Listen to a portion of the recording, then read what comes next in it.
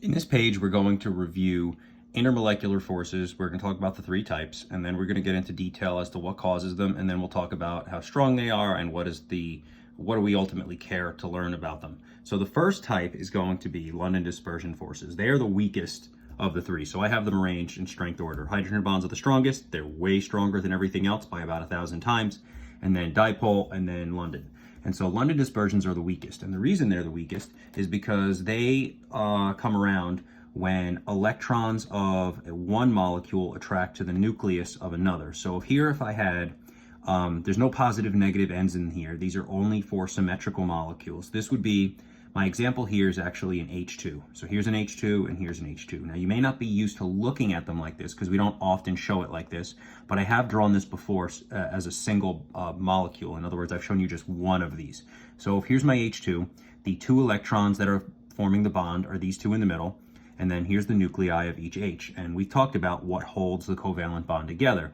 This nucleus attracts to the shared electrons, and so does this one. Neither one of them wants to give them up, so they stay put, and that's what holds them together. We call it mutual attraction to shared electrons. Now, here's what causes London dispersion forces. The nucleus of one stable hydrogen molecule can actually attract to the electrons of a neighboring molecule. And so this little bit of attraction here, it's not a very strong attraction, that's why it's the weakest.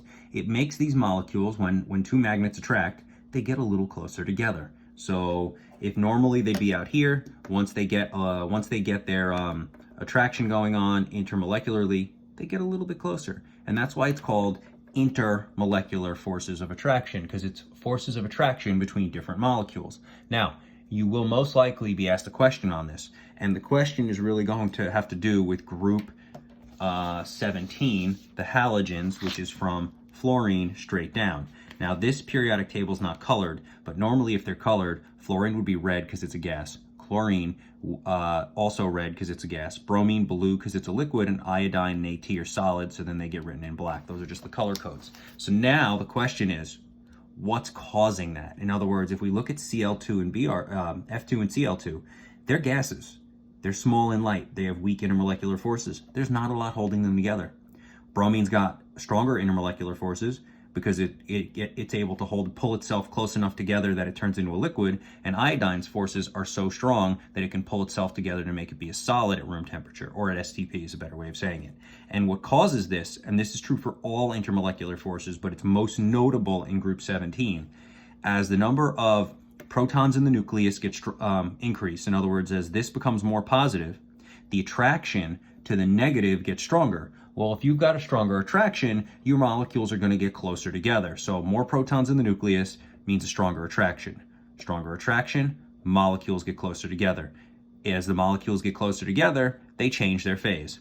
That is what's causing the changes in group 17. The other thing is that the boiling points will go up as well, but that makes sense. If this thing's a gas at STP, that means it's already boiled. If this thing's a liquid at STP, it hasn't boiled yet because it's a liquid, and if this is a solid at STP, it hasn't even melted yet, let alone boiled. So that should make sense that the boiling points go up.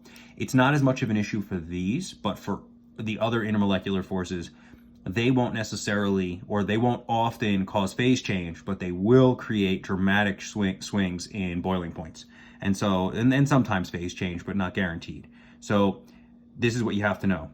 As the intermolecular forces get stronger, the phase can change and the boiling points directly go up directly, and depending on the strength of the intermolecular force, they can go up proportionally as well.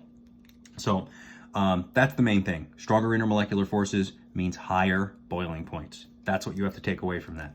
Now, dipole and hydrogen. If you notice, they look very similar. Like if you look at this model, I'm like, oh wow, this is H2S, this is H2O. Oh, they're doing the same thing. That's because dipole forces and hydrogen bonds are the same thing, okay? But because of their vast difference in strength, we put them in different categories. That's all there is to it. What that means is we do it in everyday life. For example, a BB gun and a bazooka, or a firecracker and a nuclear bomb. yes, they are technically the same thing. Firecracker, you light the fuse, it goes boom. Nuclear bomb, you detonate it, and it's obviously a much bigger boom. BB gun shoots a little pellet.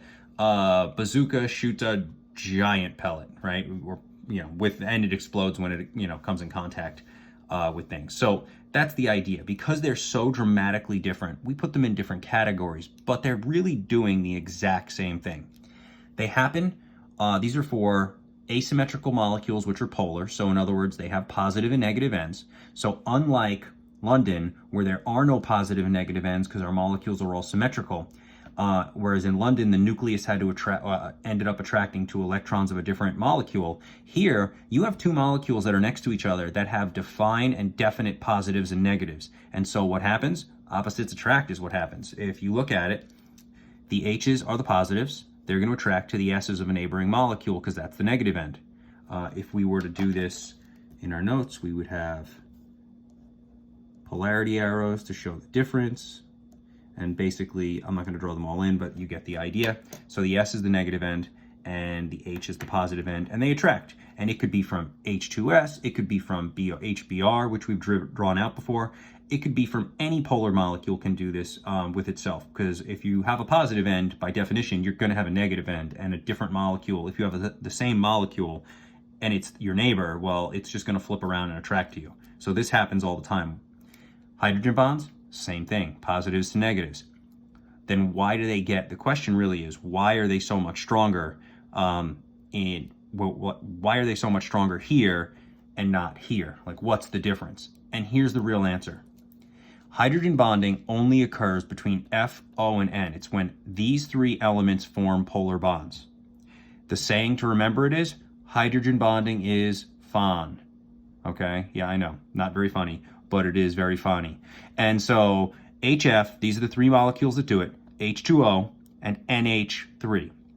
Now, granted, are there other molecules that have hydrogen bonds? Absolutely. All you have to have is H bonded to F, or O bonded to H, or N bonded to H, particularly these bottom two. The reason I say the bottom two is with H and F bond together, they can only make one bond each, so that's one molecule. But H can bond to O, and then O can bond to something else. And like, you don't need two H's and an O to have hydrogen bonds. You just need one H bonded to one O. And the same thing with NH3. You need one N bonded to an H, and then the N could be bonded to some other things, part of a bigger molecule. But point is, these three elements are the three most electronegative elements on the whole periodic table. So therefore, when they bond, they make the most polar bonds possible.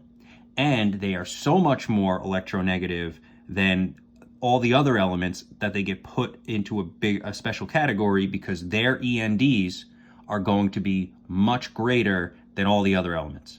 That's why we call them, that's why they get put into a separate category, but everything else is the same. So if you remember or if you haven't done it yet, we're going to do a lab called the model building lab, and you're going to graph out the molecular weights and the boiling points, and I'm going to ask you questions like, why does HF have such an extraordinarily high boiling point compared to if I made similar molecules like HCl, HBr, HI? And HF's boiling point is way higher than all of them, and you wouldn't think that it would be, but it's the fact that the hydrogen bonds create such a greater degree of polarity that you get better attraction and therefore higher boiling points. Hopefully that explains everything.